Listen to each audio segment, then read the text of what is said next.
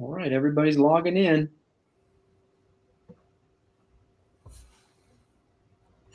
Welcome, everybody. We're just getting started. Go ahead and let me know you're here. We'll give it a minute while everybody starts to log in, and we'll get started in just a moment. All right, welcome, everybody. Well, we got lots of highs out there. Hello. Hello, hello.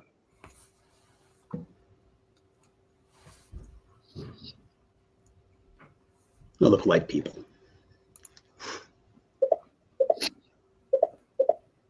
Nice. Hello, everybody. If you're just logging in, we're just giving a chance for everybody else to come through, and we'll get started with introductions in just a moment and jump in on this presentation. I can see Prashant is looking for snacks for the presentation. I hope you brought your own. Oh, we got somebody logging in from Georgia. All right. Good day, mate. Maybe somebody from Australia. Who knows? I don't know what Dustin the goat means. Whoa, Maybe because I'm old. Yeah, check it out. Great.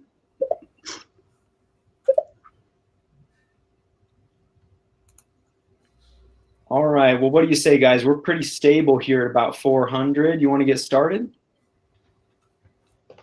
Yeah, I think we're ready. All right. Well, let's do it. Well, welcome, everybody. Thank you for joining us.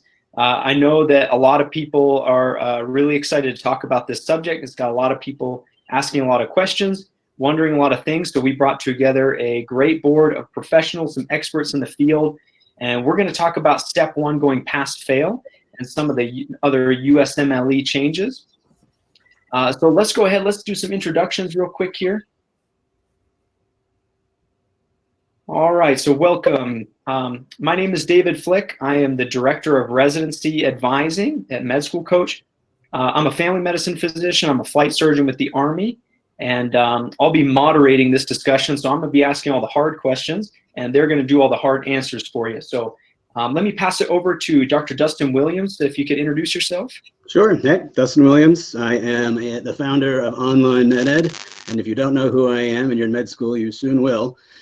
And I was a hospitalist up until about a year ago, where I resigned my post as a clerkship director to work full-time on the basic sciences at OnlineMedEd.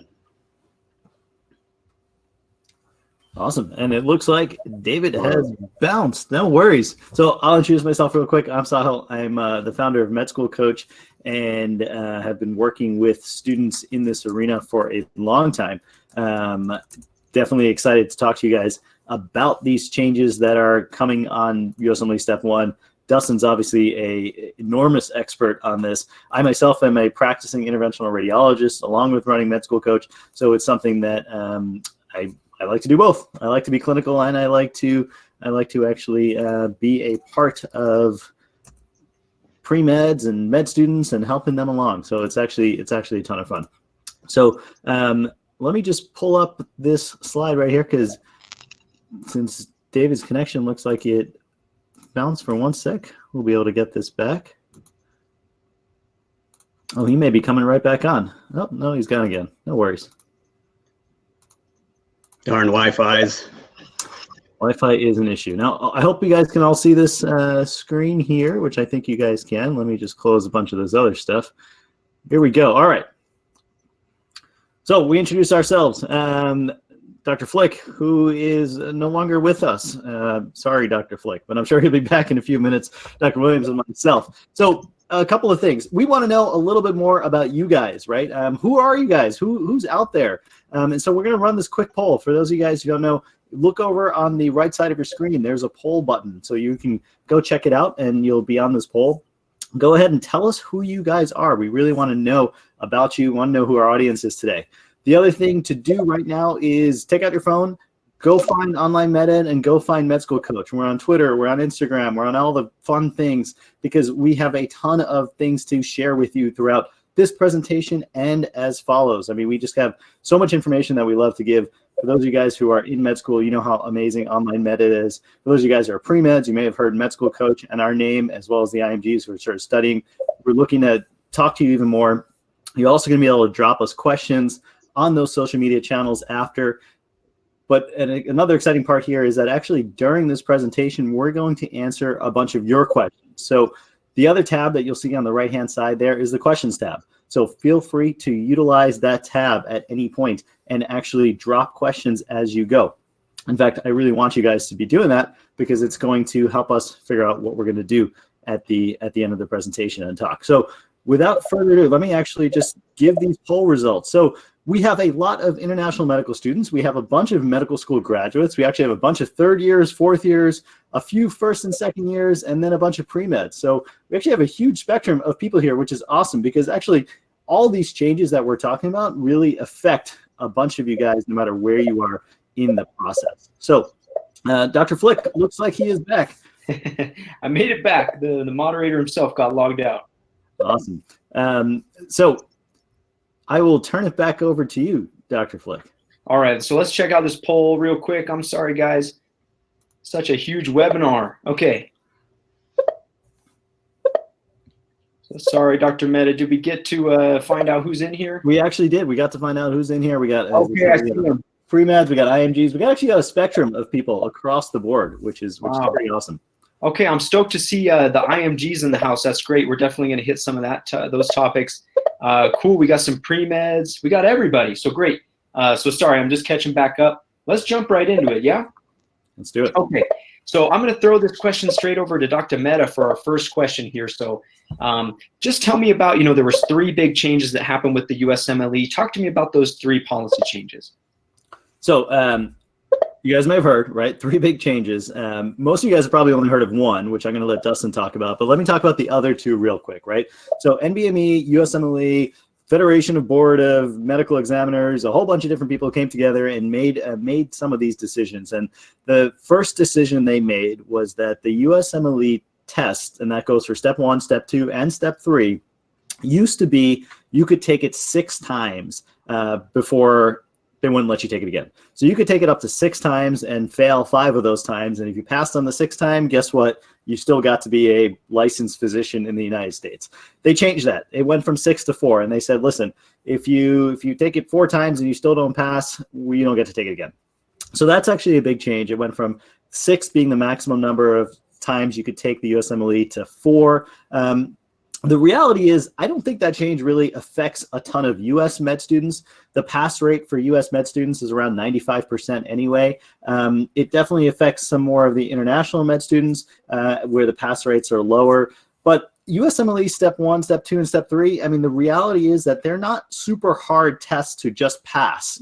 Passing is I mean, obviously it's the minimum that you can do, and we all expect our practicing physicians to have passed the test, but I don't think it's going to make a huge difference for US-based students or even non-US-based students. They didn't really publish the numbers of how many people end up taking it 6 times or need to take it 6 times, but I would assume that the amount of people this is going to affect is going to be really, really minuscule.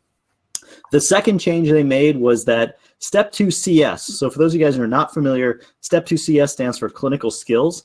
That's a test that, guess what? Tests your clinical skills. It's an actual simulation-based test. It's an OSCE-based test where you actually go see simulated patients. You kind of examine them. You get feedback from them. You think of a differential kind of right there on the spot.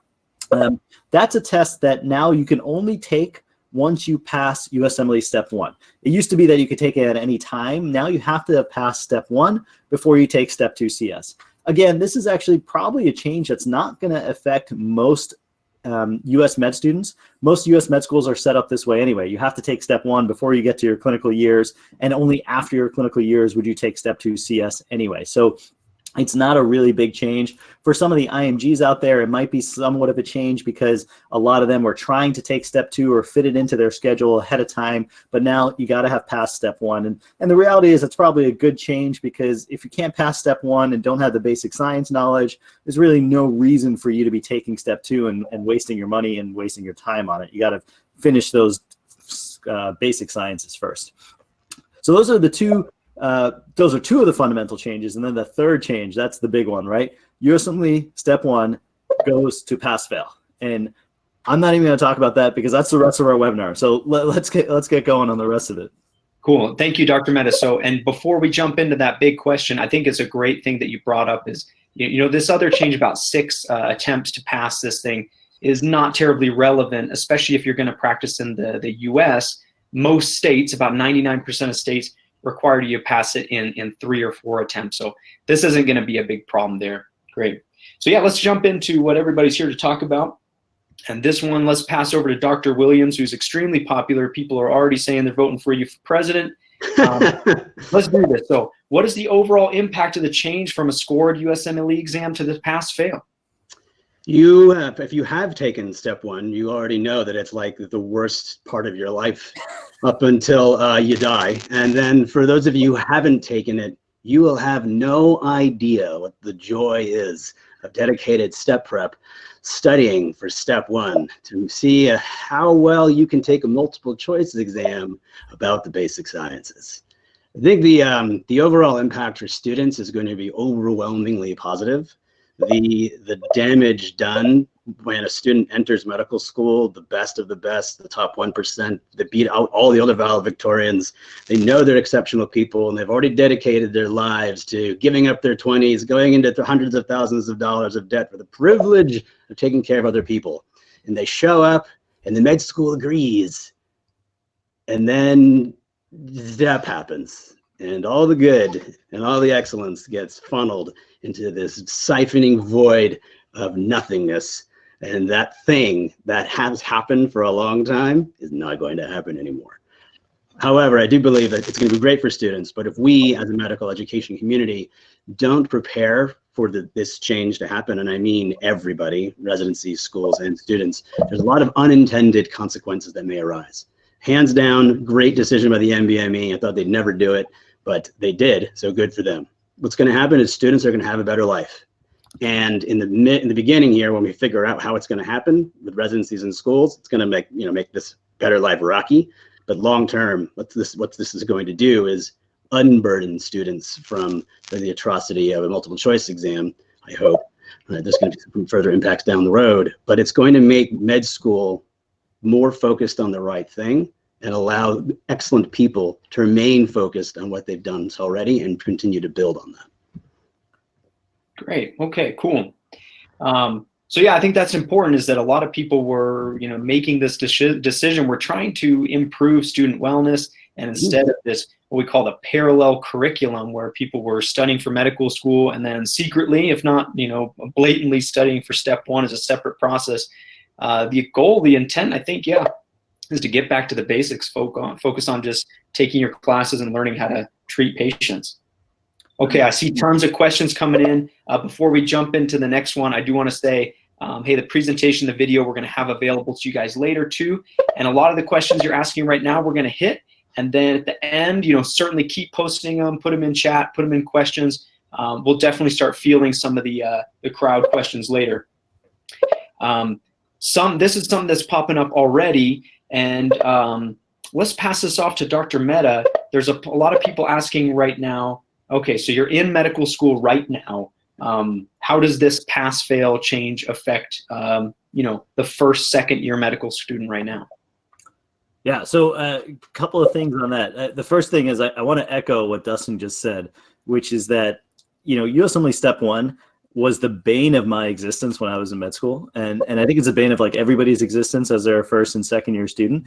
And it's incredible how irrelevant the test is to everyday practice. Like zero. If I took that test right now, I would fail. And I think I'm a pretty damn good doctor. And it's just one of these things. It's like such an irrelevant test in the grand scheme of things, that I think overall, this is a positive impact. So let's get to how this affects current medical students. It doesn't at the end of the day, which kind of stinks for you guys in some ways. But the reality is that this change is not going to take effect until earliest January 2022, right?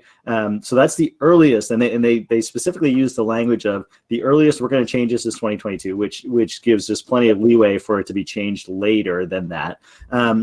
And the reality is Step 1 should still be kind of focused on as a first and second year, medical student right now, right? I mean, it's going to be used for your residencies. It's going to be used for really everything that you go through. As you guys probably know or may have heard, Step one just plays right now, Step one plays a really big role in how residencies evaluate students, right? It's one of two data points, and sometimes just one of one data point that's really quantifiable for a program director, right? They're able to sort that list and say, okay, who's got the highest Step one score? Who's got the lowest Step one score? Let's eliminate everybody behind this number, and it's easy for them. So it's still going to be used right now in sort of the same way. I would anticipate that program directors will have a multi-year phase out in their own heads of even kind of what this means for them. It's going to take them a while to wrap their head around the fact that USMLE Step 1 is pass-fail. And it's not going to come into effect until January 2022 at the earliest. So if you're currently in medical school, this really doesn't affect you. You're going to be taking Step 1, and you're going to be taking Step 1 right in sort of the old fashion, unless you're sort of on that cusp. So the reality is that I think it's going to take a little bit longer probably in January 22. If you're in a first or second year med student right now, you're going to be taking it before then. So study the way that you've always studied, because Step 1 is still going to, I think, be a big portion of your ability to match into the residency that you want. I think that's really important, actually, right? The NBME is in control of their own exam. And they said this thing that we're doing to people is causing harm. The USMLE exams were never meant to be scored. It was always supposed to be pass-fail. And then residencies said, well, I have so many applications, I need a way of screening out people. Like Sahil said, if your score is too high, we didn't interview you at the Baton Rouge General in Baton Rouge, Louisiana community program, you weren't going to go there. And if your scores are too low, you're a board's fail risk, right? So we don't want to see those applications either. But the NBME is only in control of their test. It happens to be integral into everything that happens in medical school and residency. So it's convenient that they're the ones who are lighting the spark. ERAS still has a field for Step 1 score, right? Residencies are going to call for it and say, I want that button to be clicked. If there's a score, they're going to use it. And they have to use it because that's the technique and what they've learned in order to screen 5,000 applicants for 100 interview spots for 10 residents each year. There has to be an objective way. So while the NBME has said, this is the right thing to do, there's a lot of other people who are going to be harmed by it, particularly the residencies, who are going to say, wait, you can't just drop this on me like 2 years out. I need a little bit more time to catch up and strategize new plans. So I think that the earliest it's going to take effect is January 22nd. I think that's going to not impact anyone in medical school at all. If it actually happens, it's not going to affect anyone who's not in medical school because you're going to be going up against everyone who doesn't have a score. And so the key here is that if it happens as early as possible, which I hope it does, then there's going to be this shift in the resident's perspective, and they're going to have to develop another tool or another way of figuring out how to screen people because there's still too many applicants and not enough interview slots. Yeah, excellent. We're going to jump into the next question here, but I see a lot of people asking. I know that a lot of you guys are IMGs out there. Don't worry, we're definitely going to hit the IMG questions for sure. And here we are. Okay, so who would like to tackle this one? This is a big topic, and I've seen stuff as far as online of, Step 1 going to pass-fail is the death of the IMG. Dr. Mehta, you want to see if you can field this question? How is Step 1 pass-fail going to impact the international medical graduate? Yeah, so here's the reality of the situation, right? There are X number of residency spots in the United States every single year. There are Y number of US graduates every single year. X is bigger than Y, which means that there's a difference there. And that difference is filled in by international medical graduates every single year. So regardless of whatever metrics we use, if everything was pass-fail, we still need to bring in international medical graduates to fill all the residency spots in the United States. And by the way, even with that, we still have a doctor shortage, right? So we need IMGs to fill in the spots of residencies across the country. So for those who say, Step 1 is the death knell of an IMG, it can't be true. Like, it just cannot be true. We're still going to need IMGs. Now, the thing that Step 1 was good for an IMG was they able to differentiate them from another IMG, right? Because it was a test that allowed them to say, hey, look at me. I scored a 260 on Step 1. I'm much better than the other IMG over there that scored a 220. You should take me into my residency.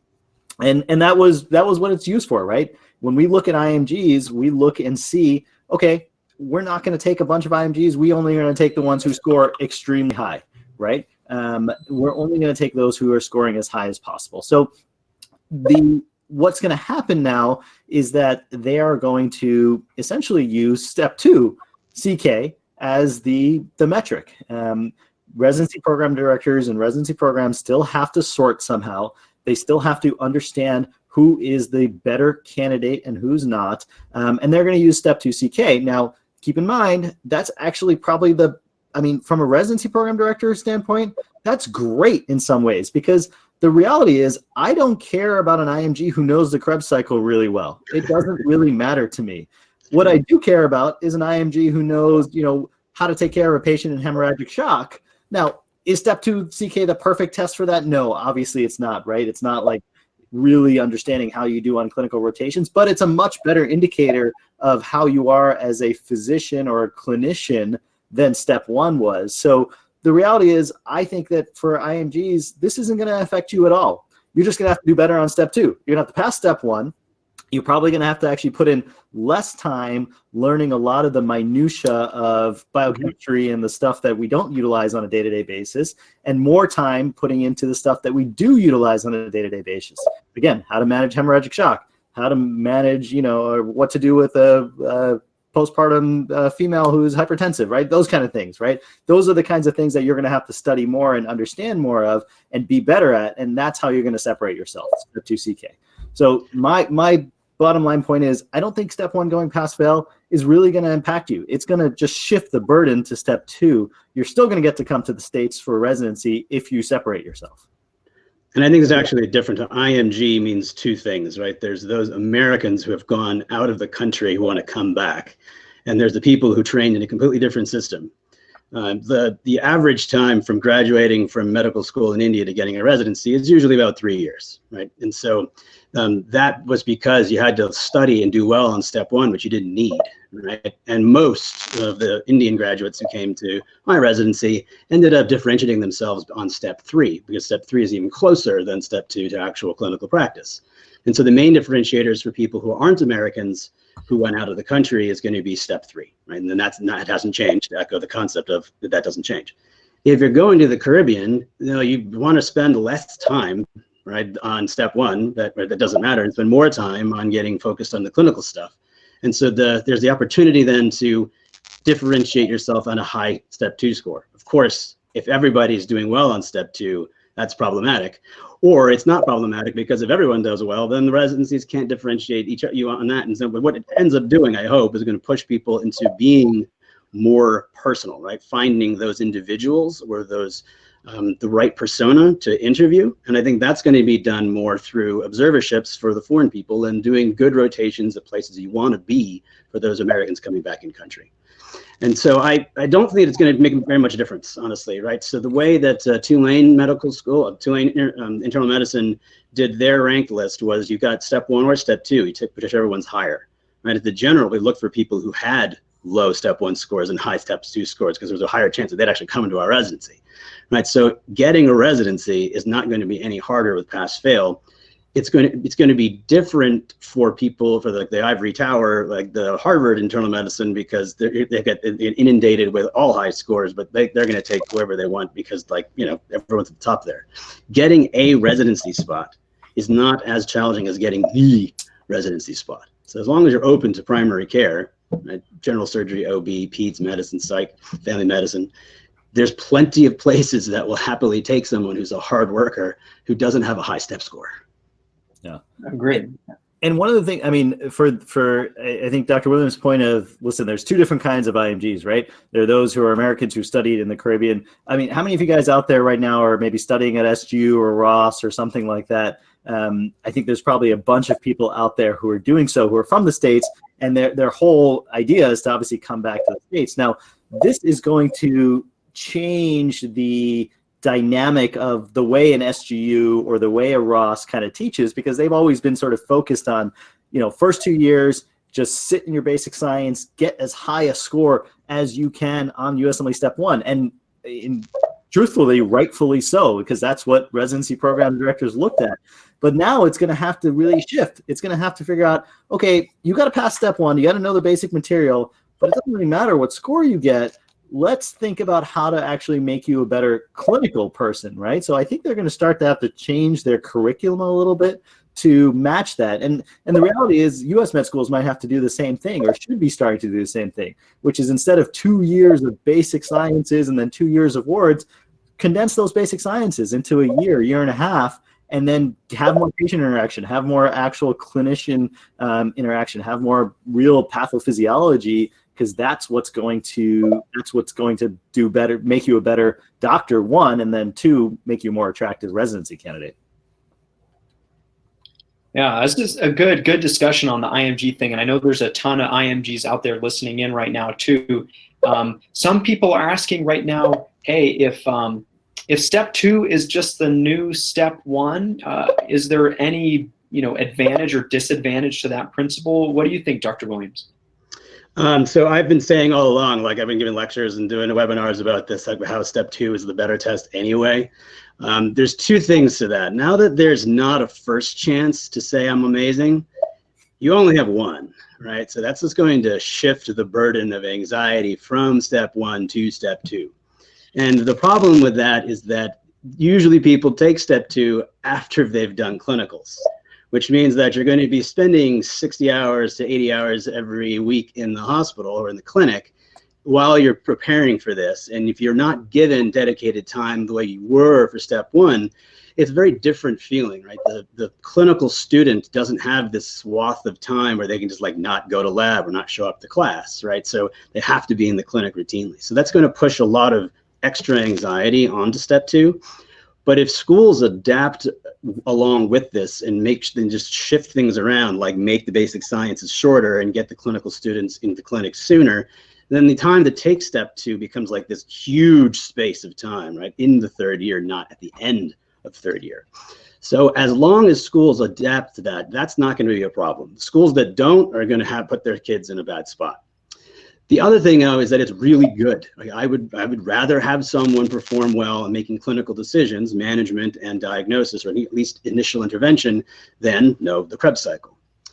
The last thing about that, though, and this is going to be me plugging myself, right? I've been building a basic science curriculum which has the end in mind, right? There is a way to study basic sciences where it naturally progresses into clinical medicine. The way most schools do it, it's some guy who's a specialist in this thing, he's got a PhD, who has no idea how it interacts with anything else or where they're going.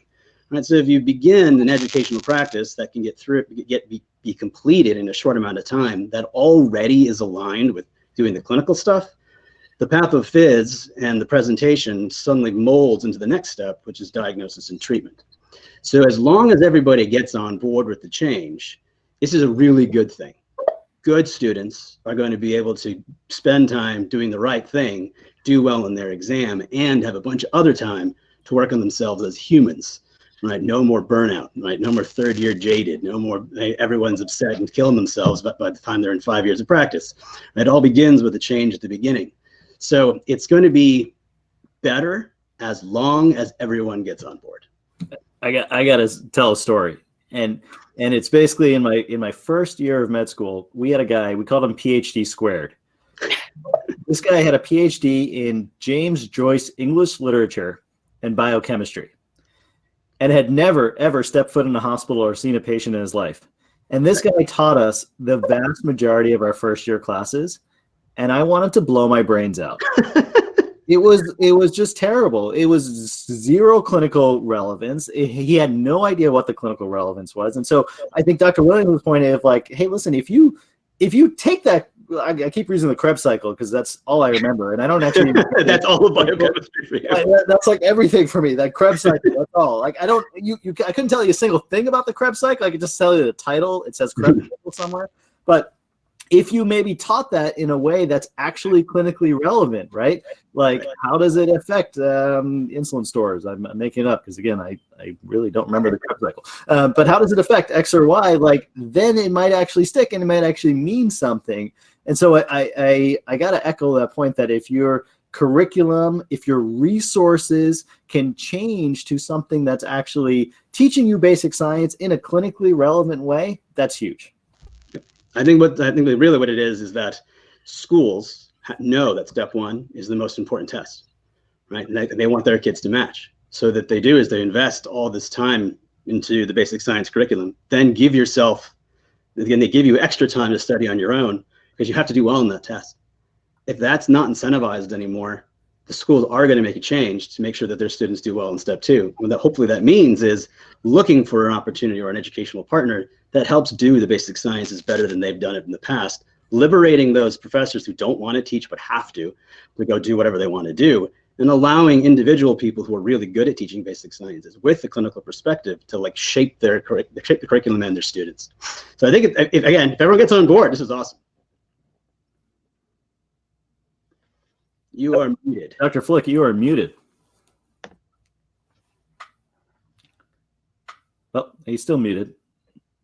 Maybe he'll come back in a sec. The other thing is, Dustin, I don't know if your notifications are, there's a little chime button. I've been muted. Yes, I've had myself muted for a while. Sweet. All right. Well, Dr. Flik is muted, so while he gets back here, let me go to this next question here. I'm going to share my screen for a sec.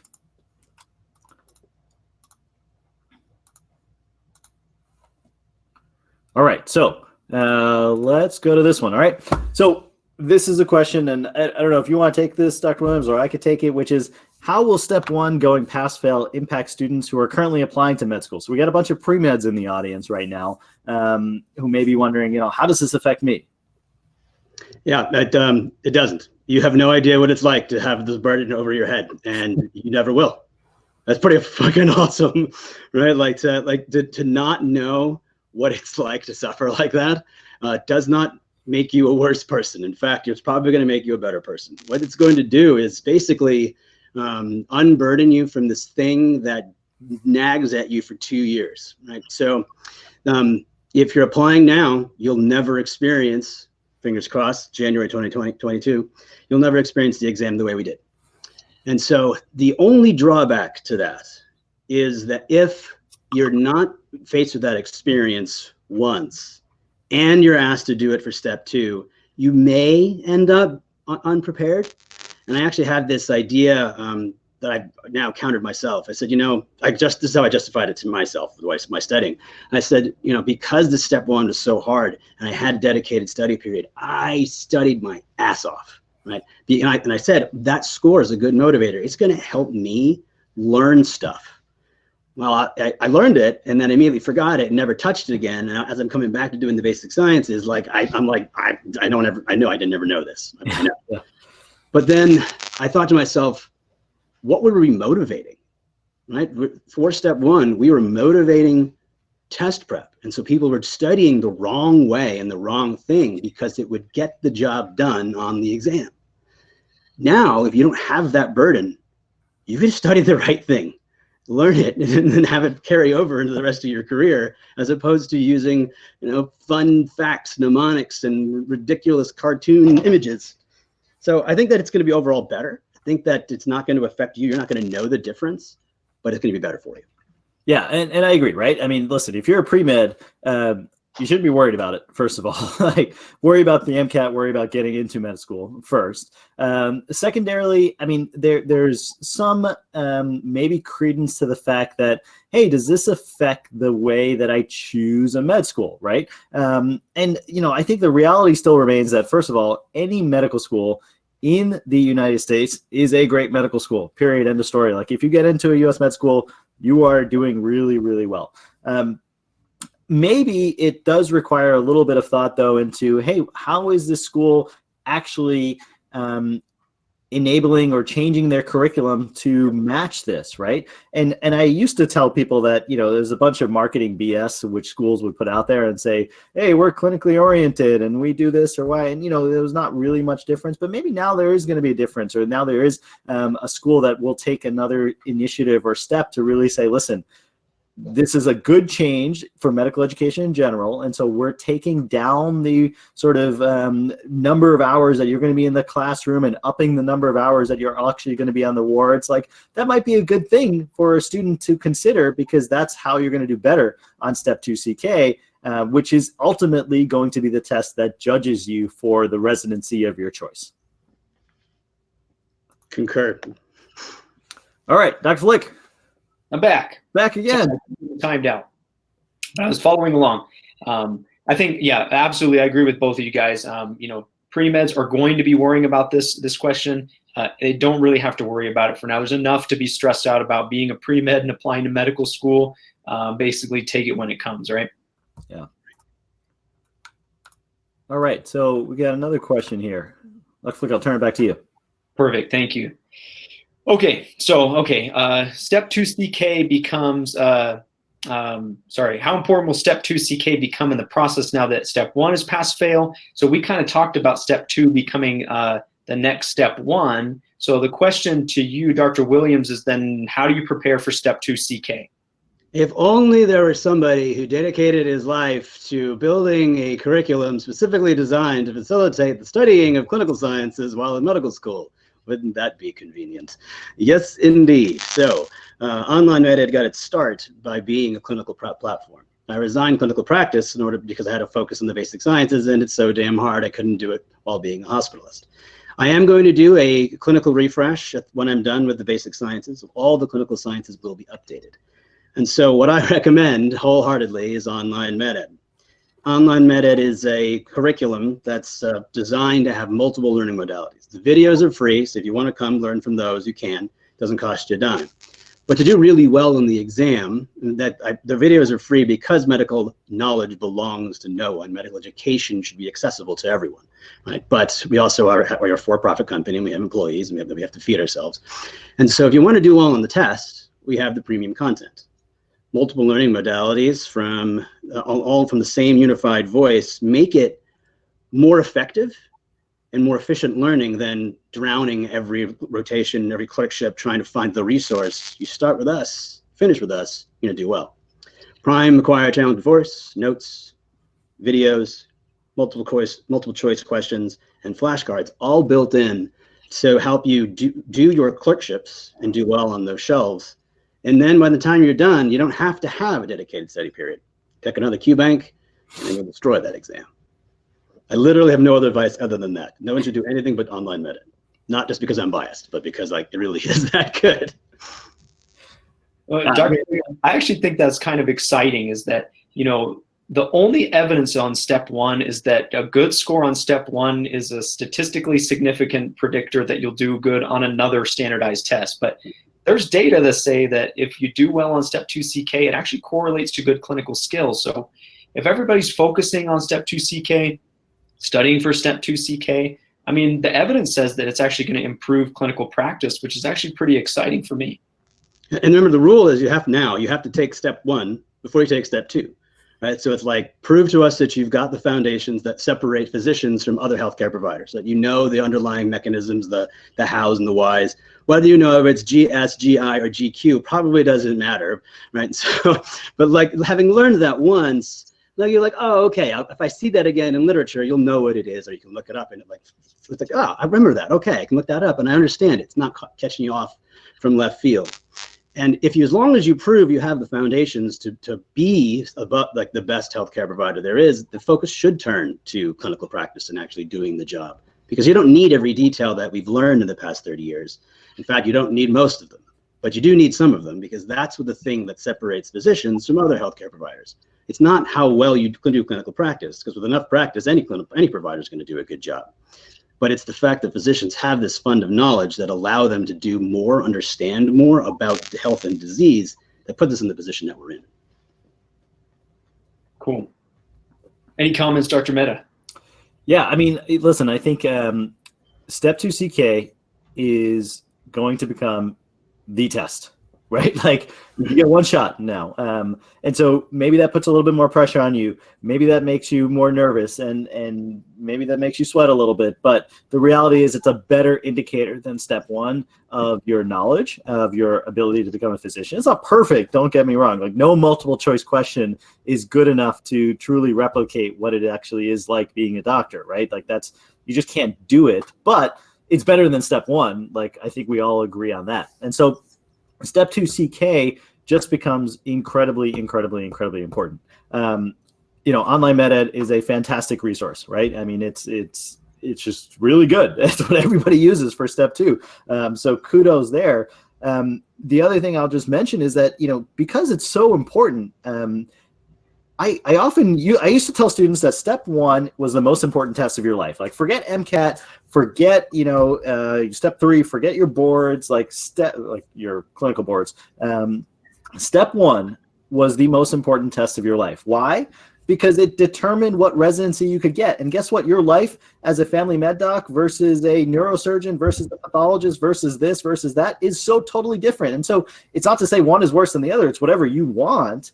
But if you wanted to be a plastic surgeon and didn't get the score that you needed to on step 1, like, that sucks. You're not going to be a plastic surgeon anymore, and your life is going to be very different, right? Doctors do very different things on a day-to-day basis from other doctors. So that's why step 1, in terms of what you wanted to do for the rest of your life, was just so important. You needed to get a score to get you to a point where you could do what you wanted to do or be at a place where you wanted to be. Now, all that shifts to step 2, and just step 2, right? There's no other test that you're going to be able to take to really make up for it, particularly U.S. grads who aren't taking step 3 before this. And so I would plug for a second here to invest into doing really well on step 2. Get coaching, get tutoring to really up your score. Like, the investment you make in that is just the easiest money that you should ever spend, honestly. The investment you make into OnlineMedEd Premium is the easiest money that you should ever spend, because the little bit of money that you're going to spend there, and it might look like a lot on paper at start, right? You look and see, well, that's a pretty big price tag, but the reality is you've literally devoted hundreds of thousands of dollars into your education, plus hundreds of thousands of more dollars into the opportunity cost of your education. Put your all into it. Put a little bit more into it, just a tiny bit more, to get a score that you're going to be proud of, right? To get a score that you are going to really be able to come out and say, okay, I can do whatever I want. And I think it's, again, like, if the schools follow suit, if everyone plays along, they shift that dedicated step prep from step 1 to step 2, they get you into the clinicals earlier, which is, I hope, what happens. That's not going to be so bad. If they don't do it in time, and the third year ends in the summer of what you're applying in, and that's the time you take the exam, you have to be prepared, right? You have to, like, march out your schedule and start thinking about step 2, not day 1, right? But if you pick a school that maintains a traditional curriculum, you need to start preparing for that thing before you start clinicals. If the school plays along and shifts everything to be shorter basic sciences and gives you a longer time in clinicals, you get a chance to explore the different fields and then get a feel for how competitive you are. The competitive specialties aren't going to become less competitive because it's pass-fail, right? And the problem with the step 2 becoming the test is that there's not going to be a good objective measurement of someone's ability and competitiveness until it comes time for residency applications, right? Like, taking the test in the summer in which you're submitting your letters of recommendation for this coming up interview cycle is not going to be very good. If you want to be an orthopedist, but you don't know if you're competitive or not because you haven't gotten a standardized test back, well, what do you do? Right. So as long as the schools play along, this is going to be a good thing. If they don't, then you need extra preparation. And it turns out that there are people who have done this before. So if you need to do exceptional for what you want to do, and you're not in med school yet, because this doesn't affect you, right? Because everyone's going to have a step 1 score they're going to still compare you against, then you need to get help from something like a coach, right? And so if you plan ahead, which you're supposed to do anyway, especially if you want a competitive residency, it's not really going to impact that much. It's just going to, it's like I think it's actually like a theoretical increased anxiety that people are going to, like, rationalize to, but then when they actually experience med school, it's going to be better.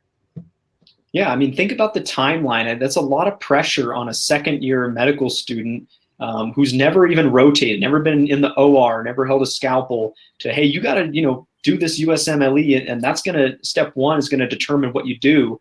And you don't even know if you like it or not, or whether it's something that you could see yourself doing. So, yeah, I mean, the benefit here is that by the time you're taking step 2 CK and hopefully studying, prepping, getting some coaching that whole way along, you're rotating, you're learning as you go. So maybe it'll make for more informed choices too on specialties as well. That's a really good point, actually. When I did internal medicine, which is always what I always wanted to do, that's what I thought a doctor was before I went to medical school. I didn't realize that everyone else wasn't, right? No offense. But like when I told my friends I was doing internal medicine, they were like, why waste your score?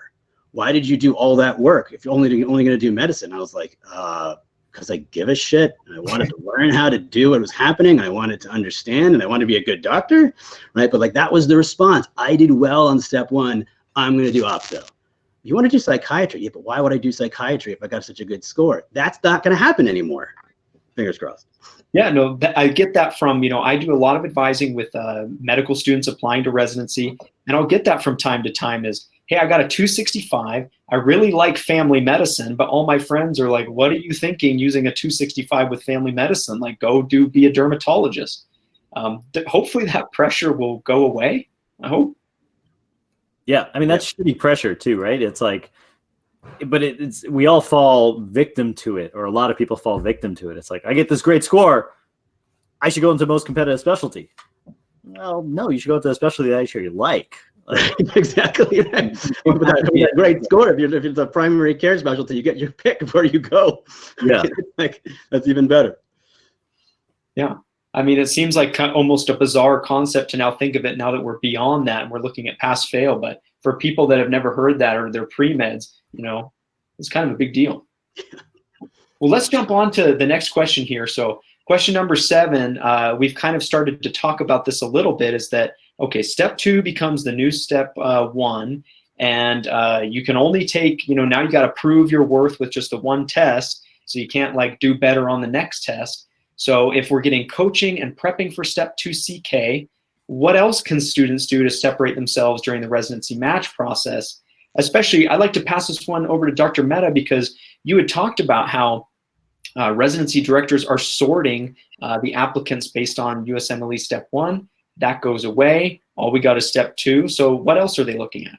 Yeah, so let's first say that Step 2 is super important, right? And we know it's going to be super important. And that's going to be really the thing that's going to allow them to sort through and make decisions on who to interview and not for their program. But what else becomes important, right? So now if you only have one metric instead of 2, before you had Step 1 and Step 2, now you only have Step 2, we need other metrics to look at, right? And so the first thing that people are going to look at is the dean's letter. Now, the dean's letter, for those of you guys that don't know, actually ranks you, believe it or not, and whether it ranks you as number 1 out of 130, or whether it ranks you in the top quartile, or whether it ranks you with words that say something like, this person is going to make an excellent candidate versus this person's going to make a very good candidate. We all know what that means, right? If you look at dean's letters, some of them actually even have graphs and show where you stand and all that kind of stuff. So that's going to be a very important metric in the whole process, and probably is going to up itself in relevance, because now it's another metric that we can kind of look at and say, okay,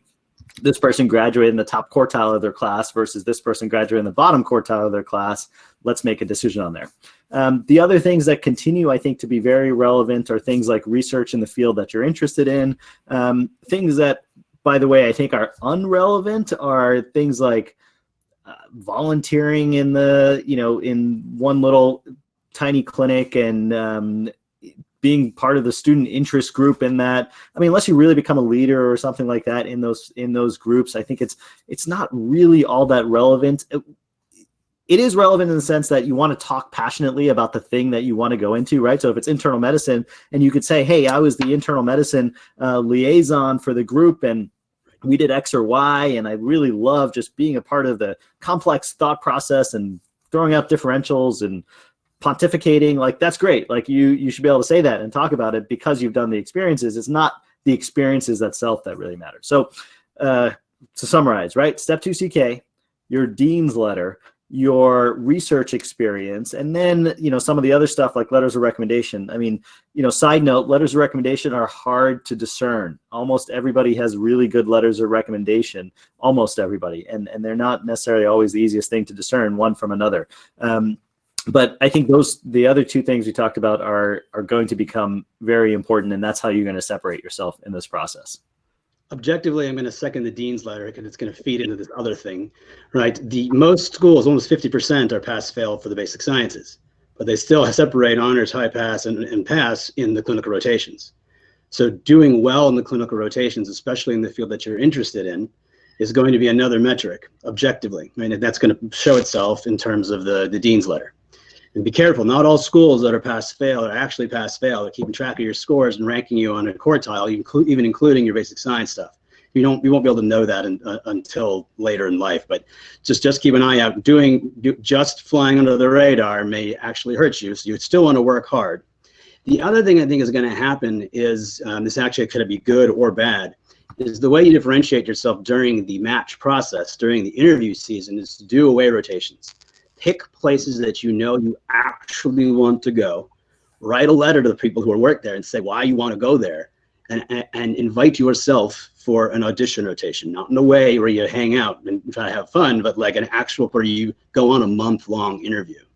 That's going to be one way that the residency is going to get a big exposure to, and that's not easy to get that. And not everyone can go to UCSF internal medicine and do an away rotation there. But the idea is, if you know what you want to do and around where you want to go and you have a few that are in mind, that was almost always recommended against, except for the very best specialties. Now, with so many applicants and so little scores to differentiate yourself, being more human, getting that human interaction, I think, is going to become important. And I can tell you from our residency, we would more readily take someone who underperformed on an exam but showed up, who we got to know and liked them as a person, and would take them onto the team. We knew that they might need a little bit of extra work, but that was okay. Better than taking some asshole that has a good score that faked it in the interview for 30 minutes, because everyone can do that, right? So the opportunity to do something really special, and most people can't do that in the first 2 years, or they just join something, do research, and going to the place where you want to be and having a good reason to be there, telling them that, and then showing off your skills without being arrogant. That's the way you're going to differentiate yourself for getting an interview or being on the rank list. Yeah, I don't think you can overemphasize the importance of an audition rotation. Is that when, like you said, Dr. Williams, you're talking about like thousands of applicants for, hundreds, if not hundred of spot and less than that. When a residency program sits down to evaluate their applicants, the people that they're starting with are the people that rotated with them. And so, yeah, it doesn't really matter, or at least it matters much less, the numerical scores they have. All they're going to spend their time talking about was how you rotated, what was your bedside manner like, were you able to work well with the other residents, the faculty, work with patients. Preparing for an audition rotation and making sure you lock down those audition rotations is just impossible to overemphasize. And I think it's a good point. Some people haven't done it yet. Your scores get your application looked at, right? You get screened out or screened in. And then you have to have some stuff to differentiate you. That gets you the interview, right? There's going to be something on there, mostly it's score, but there's all, personal statements, stuff like that. And so once you get the interview, score basically doesn't matter anymore, right? Once you get the interview, it's about that, right? It's about how do you interact? What's it going to be like to work with you for a minimum of 3 years, sometimes longer. And so getting the interview, I think, is going to be a little bit more difficult, but getting this residency slot is going to be more about connecting personally. And so I actually hope that there is a shift in the residency perspective, that the scores matter less, and something special that draws that person to the program is what matters more. Now, the side effect could be that residency programs get too many applications and have no way of screening people. In that case, it's a haphazard roll of the dice, right? But I think that with Dean's letter, class rank, and step 2, you'll be able to know who's going to get the interview and not. And if you don't get the interview at one spot, you're going to get an interview at another, right? And then by telling somebody in the 3rd year that you're interested in their program, they've already got you on the top of their mind. Because, why you want to come here? That's interesting, right? And that's now when you show up and do a good job. You're basically doing your interview during your audition rotation. As long as you do a good job, you'll have a leg up on other applicants. Yeah, absolutely. And a shout out for the IMGs too, is that if you look at, no matter what specialty you're looking at, whether it's family medicine or neurosurgery, at every metric that you're looking at, whether it's step scores, volunteer hours, research, publications, successful IMGs always have higher numbers for that than their American medical graduate counterparts. And that's because they inherently have to be more competitive. So don't forget the other stuff. Now, I can't speak particularly, maybe Dr. Mehta, for a specialty like interventional radiology.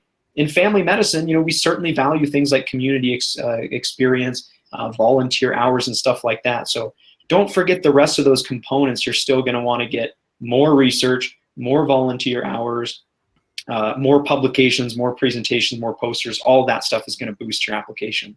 But just don't just do it though, right? Like going to a clinic 1 hour a month for 6 months doesn't count. Like you find something that you enjoy and commit to it, because that way it's like, how many hours, right? Not just the obligatory check I volunteered, right? Like when you have something that you're passionate about, that's the thing that's going to stand out and come up in both the interview and the application process. Yeah, and I mean, for specialties like, interventional radiology and others, like it's all about, to me, I mean, once you get past that phase of the scores and once you get to the interview stage, it's obviously about being not an asshole and being somebody we can get along with and all that kind of stuff, like baseline. But then it's about how you like show passion for the specialty that you're interested in. And that might be through research. That might be through a volunteer activity, but it can't be through, as Dr. Williams said, like a volunteer activity that you did like once a week and said, I went to this free clinic. No, it's got to be like something that you really connected with and it connects with your specialty, somehow. Like that's what it's got to be. Right. Cool. Well, I want to jump into this next one. I saw somebody asking this question. So let's see if we can jump ahead. Question number 8. This is a tough one, is that somebody was asking about, DO students. So the question is, how will step 1 going pass-fail affect DO students? How will DO students be compared to MD students when applying to residency programs? So quick background is that DO students take something called COMLEX. COMLEX is not switching over to pass-fail. So COMLEX 1 is going to be numerically scored, and MDs are going to be taking a pass-fail. Dr. Williams, what do you think is going to be the play between DOs and MDs, especially considering that DO and MD residencies are merging now? Right. Yeah. So the allopaths stole all the osteopath slots is what happened. Right. So making more access. Yeah. Okay. Right. So it's going to be, I'm not sure how this is going to happen. I know for sure that if COMLEX reports a score, ERAS is going to let you put in the score and they're going to be able to sort you by score. So the DO who does, remember, and I think most people use the score to screen out. Right, so I predict, unfortunately, I think DOs are going to be harmed by it. Those who do well on COMLEX level 1 and pass step 1 are going to be in the same position that they would have been if they didn't take COMLEX. Those who do poorly on level 1 will have the ability to be screened out. So if ERAS and residency programs don't adopt a different policy, I think that it's actually going to harm DOs a little bit, but I'm not sure about that. Like that's only like me pontificating. Because it may be enough to say, you know what, ERAS might say, you either say, if you took step 1, that's all we're going to give you, residencies, right? So someone else can step up and alleviate that burden. But I feel like allopaths stole DO residencies and are now with this change and actually going to make it easier for allopaths to secure those positions. But I'm not like, I don't want to be negative Nancy because I don't actually know. I feel like that could happen, but it's not going to. But I don't have a good, passionate reason why. Yeah, I'm with you. I still don't know what's going to happen. And you got to remember, too, is there's still COMLEX 2. So COMLEX 2 is going to have a score. Step 2 is going to have a score. So there's still an even playing field there. The one reminder to, DO students is that lots of DOs take the steps. Just remember, you got to take step 1 to take step 2. So if you want to have a step 2 score to compete side by side with MDs where they only have that one score, don't forget you got to take step 1 first to take step 2 now. And I think that's actually going to become more obligatory than they want. I think that you're going to have to take the steps because if step 2 becomes the exam, then residencies are going to want to compare people equally in the objective measurements. So more work for you to do, not just learn OMM, but take 2 additional tests just to get in. Sounds like fun. Lots of Krebs cycle. All right, so we're starting to wrap up towards the end here. We're going to be, I want to open it up. I know you guys have been sending tons and tons of questions, so please send some through. While you guys were sending the last couple questions here, I want to give a chance for everybody, all of our speakers here, to tell you what they can offer you in terms of kind of helping prepare for all these changes. So keep dropping questions. I'm going to give at least one of the questions from the audience out to each of our members, Dr. Mehta, Dr. Williams. So throw those questions in there. And while they're coming through, hey, Dr. Williams, tell us a little bit more about OnlineMedEd. I gave my plug already. Free videos, premium content, best content you're going to find out there. And if you are not yet done with step 1, basic science curriculum is going to be released and done in June. And if you are, and if you're not using OnlineMedEd, you should be. And you can use it either just to learn and do something else. I don't care. Videos are free. But if you want the fully integrated curriculum, there is a premium price. Awesome. Great resource. Thank you. And Dr. Mehta, tell us about MedSchoolCoach a little bit. Yeah, so the ability, and I kind of plugged this earlier too. If you can sit down with somebody who knows the exam, knows how to think, knows how to teach, I think you can just, like, 1 hour with that person is equivalent sometimes to 20, 30 hours by yourself. And so I go back to step 2 CK, going to become, and step 1 today, sort of the most important test of your life. Invest into it. OnlineMedEd and us have teamed up to offer OnlineMedEd coaching. I mean, this is just an awesome way to boost yourself, right? So take the best resource out there, OnlineMedEd, combine it with a tutor who knows the exam, knows how to teach, knows how to use OnlineMedEd, knows how to use QBanks, knows how to dissect a question and write a question, and let them help you take it to the next level, right? I mean, I can't tell you how many students we get that come in and they're like, oh my God, like, if I knew how much this was going to help me, I would have signed up a year ago. I would have signed up for triple the hours that I signed up for. Like, forget it. Like, this was such a huge and incredible investment for me to make in myself. And, I'll just go back to, listen, like, this is the most important, this is going to be the most important test of your life. So make that investment. Think about it. If you're struggling, not everybody needs a tutor, right? Like, let's get that straight. Not everybody needs a tutor. Just like not everybody needs all the premium content, just like not everybody needs every QBank and all that kind of stuff. But if you're struggling, if you want to score high, if you want a little bit of a boost, get the help. I mean, it's just worth it at the end. Yeah, absolutely. And then my last pitch for you guys. So I'm the director of the residency advising program at MedSchoolCoach. And, like we talked about, now that step 2 is the test, and you got to kind of boost your application every other way. We love to work with you in maximizing the other parts of your application. So getting you set up with a good rotation schedule, making sure you know how to apply for residency, those audition rotations, operating through VSAS to get your rotations outside of your med school lined up, everything from personal statement writing, connecting your whole ARIS application, making that look spotless. We can help you through that whole process, especially including interview skills too later on. So you're going to need kind of every bit of help to kind of maximize your application. So we'd love to work with you. So let's take a couple questions if we can. I know we're at the top of the hour. One thing that popped through here, guys, I'd love Dr. Mehta to weigh in on this real quick, is should US IMGs take step 3 before applying to residency now? That's a good question, and I would say the answer is probably no. If you're a US IMG, you are part of that sort of core of people who have grown up in the States or maybe Canada and went down to the Caribbean to study, or Poland or something along those lines.